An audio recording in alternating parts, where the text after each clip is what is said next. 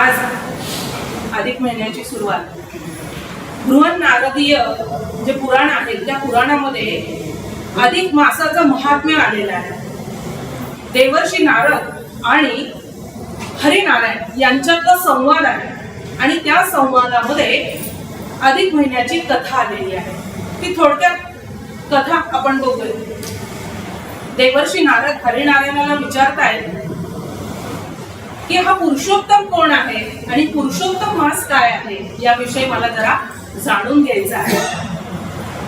तर हरिनारायण सांगायला लागले की काय झालं की सगळे जे महिने आहेत, मास आहेत, त्यांनी काय केलं, आपल्याला जे नकोय ते टाकून द्यायला सुरुवात केली. आपण करतो की नाही? आपल्याला जे हवंय ते उचलतो आपण पटकन दिवशी आणि नकोय ते सोडतो तसं. आणि मग असं करता करता त्याचा एक मास तयार झाला आणि मग सगळी मंडळी काय करायला लागली. बाकीचे महिने एका तळ्यात होती मदके पिले सुरेख, होते कुरूप वेडे पिल्लू तयात एक, अशी अवस्था त्या मलमासाची झाली. आणि सगळे जण त्याला चिडवायला लागले, अरे तुझ्याकडे कालगणना नाही, तुझा अधिपती नाही, तुला स्वामी नाही, तुला कोणी आश्रय दाता नाही, म्हणून त्याला चिडवायला लागले. असं समर्थ रामदास स्वामी म्हणतात, जो त्रिविध तापे कोळला तोच ही परमार्थाचा अधिकारी झाला. त्यामुळे हा जो मलमास आहे धावत धावत हरिनारायणाकडे गेला, हरिनारायणाला शरण गेला आणि हरिनारायण म्हणाले, अरे बाबा तू मला शरण येऊन उपयोग नाहीये, तर तू भगवान महाविष्णूंना शरण जायला हवं, पुरुषोत्तमाला शरण जायला हवं. ते म्हणाले, मलमास म्हणायला माझं नावच मलमास आहे, मला काही एवढं काही कळत नाही. ते म्हणाले, बरंच ठीक आहे.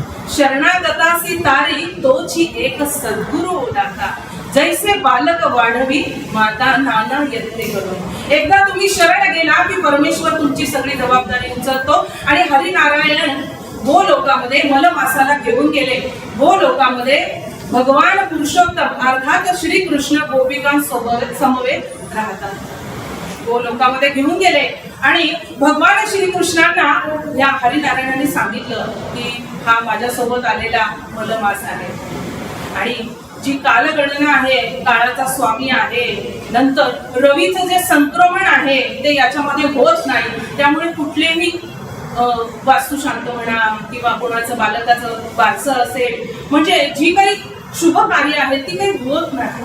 त्यामुळे सगळेजण याला जरा चिडवतात, त्रास देतात आणि हा मला शरण आलेला आहे, आता याला मी तुमच्या पायावर घातले, तुम्ही ठरवा काय करायचं ते. हे ऐकलं आणि श्रीकृष्ण म्हणाला, असं आहे का, मग मी काय करतो, माझंच नाव याला देऊन टाकतो की जे वेदांनी मला पुरुषोत्तम असं नाव दिलेलं आहे. पुरुषोत्तम म्हणजे क्षर आणि अक्षराच्याही पलीकडे असलेला परम पुरुष, ते नाव मी याला देऊन टाकतो. आणि जसं पुरुषोत्तमाचा महिमा आहे तसा या महिन्याचा महिमा सगळीकडे होईल आणि या महिन्यामध्ये लोक स्वार्थ बाजूला ठेवून परोपकार करण्याकडे आपोआप वळतील. या महिन्याची ती खासियत असेल. आणि आजपासून तुला कोणीही नाव ठेवणार नाही, मलमास म्हणणार नाही, तुला अधिक मास म्हटलं जाईल आणि त्याबरोबर तुला पुरुषोत्तम मास म्हणून तुझा गौरव केला जाईल आणि तुझ्या मासाचा स्वामी मी असेल. धन्य झाला, काय पाहिजे अजून. आणि हरिनारायणासोबत हा मलमास म्हणजेच पुरुषोत्तम मास गोलोकामध्ये कायमचा स्थिरावला. असा हा पुरुषोत्तम मासाचा महिमा. आणि हा पुरुषोत्तम मास आजकाल सध्याला हे व्हॉट्सअप युनिव्हर्सिटीमुळे सगळ्यांना सगळं माहिती की का आलाय बाबा, म्हणजे आपल्या आजीला सुद्धा नीट सांगता येणार तितकी माहिती आता आपल्या जवळ उपलब्ध आहे. मग काय झालं तर ही खगोलीय घटना आहे, पण आपला हिंदू धर्म इतका मोठा आहे की ह्या खगोलीय घटनेला एक धार्मिक आध्यात्मिक महत्व दिले. त्यामुळे सौर कालगणना आणि चंद्र कालगणना यामध्ये जो 11 दिवसाचा फरक होणार आहे, 11-11-33 होत जाणार आहे, त्याला एकत्र करून ही अधिक मासाची योजना, म्हणजे आमचं गणित कुठे चुकू नये त्यासाठी केलेली योजना, खगोलीय घटना, पण याला आपण आध्यात्मिक महत्व देऊन अधिकच ते अधिक फल योजना केलेली आहे. मग पुरुषोत्तम मास म्हटल्यावर मग ह्या पुरुषोत्तमाला जे जे आवडतं, विष्णू सहस्त्रनाम असेल, मग सहस्त्र तुलसीदल असेल, भगवद्गीतेचा 15वा अध्याय, बऱ्याच ठिकाणी 14वा आलाय पण 14वा नाही बरं, 15वा अध्यायामध्ये भगवंताने आपलं सगळं वर्णन केलेलं आहे. त्याला पुरुषोत्तम योग म्हणतात, म्हणून 15वा अध्याय. आणि आपलं जे आराध्य दैवत अनंत कोटी ब्रह्मांडाचे नायक स्वामी समर्थ आपले गुरु, आणि गुरुला विष्णू रूप म्हणून जास्त स्थान दिले जातं.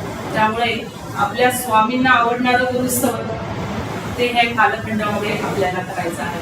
मग ह्या कालखंडामध्ये जी आपण व्रत वैकल्य करणार आहोत त्याचं पुण्य अक्षय मिळतं, त्याचा क्षय होत नाही. म्हणून दान धर्म करायचा आहे.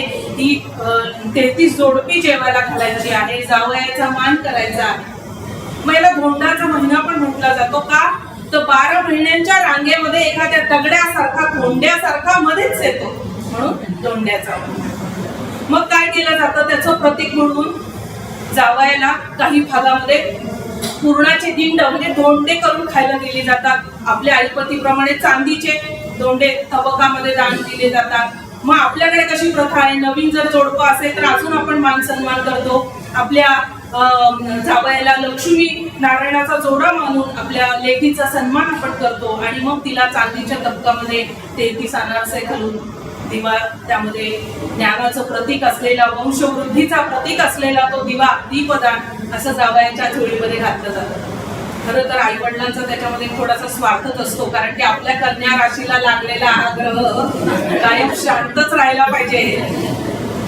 ती खरी योजना आहे. याच्याबद्दल श्लोक पण आहे शास्त्रामध्ये. तो जावई खुश तर मग लेकीचा संसार पण मस्त, आणि आई वडिलांना दुसरं काय हवंय, आपली मुलं खुश असावी, सुखात असावी, ती योजना. मग यामध्ये जे दान केलं जातं त्यामध्ये अपूप दानाला महत्व आहे. मग सच्छिद्र दान त्याला म्हटलेलं आहे. तर सच्छिद्र म्हणजे काय, जरा विचार करा. स्पंज कसा असतो, हलका. जेव्हा आपण हलकं होत जातो तेव्हा आपण वर वर वर जायला लागतो. म्हणजे आपला मार्ग तिकडे सायुज्य मुक्तीकडे. त्यातलं जडत्व ज्या पदार्थांमधलं काढलेलं आहे ते पदार्थ दान करायचे. खरा तर असा गोयार्थ आहे त्याचा. मग अपूपच का द्यायचे तर अनारसा हा कधीही शिळा होत नाही, कधीच तो शिळा होत नाही. शिवाय अनारसा जो आहे, अनारसा दान दिल्याने पृथ्वी दानाचं पुण्य प्राप्त होतं. शिवाय सच्छिद्र दानामुळे आपल्याला काय दुसरा लाभ होतो तर सच्छिद्र दानामुळे दारिद्र्याचं हनन होतं. मग पदार्थाला जितके छिद्र तेवढं दारिद्र्य दूर, म्हणून अनारसाचा पहिला नंबर लागतो. मग म्हैसूर पाक, बत्तासे. मग हे दान आपण आपल्या जावयाला द्यायचं आहे. मग हे सगळं वरवरच झालं. जोडवी बदलायची, सासूची ओटी भरायची, लेकीने आईची ओटी भरायची, हे सगळं झालं वरवरच है ना. मग आजलं मन चंगा तो कटो दिवे गंगा. फेशियल करू आपण पार्लर मध्ये जाऊ, पण अंतरंगाचं जे फेशियल करायचं आहे त्यासाठी हा अधिक महिन्याचं नियोजन आहे. आणि आपण सर्वांनी टाळ्या वाजवून सौंदर्य काकांचं या ठिकाणी आभार मानले पाहिजे की त्यांनी आम्हाला एक संधी दिलेली आहे. अधिक मासातलं पहिलं पुष्प गुरुस्तवनाच्या माध्यमातून स्वामींच्या चरणी अर्पण करण्याचं अधिकस्य अधिक फलमसाठी नियोजन आहे.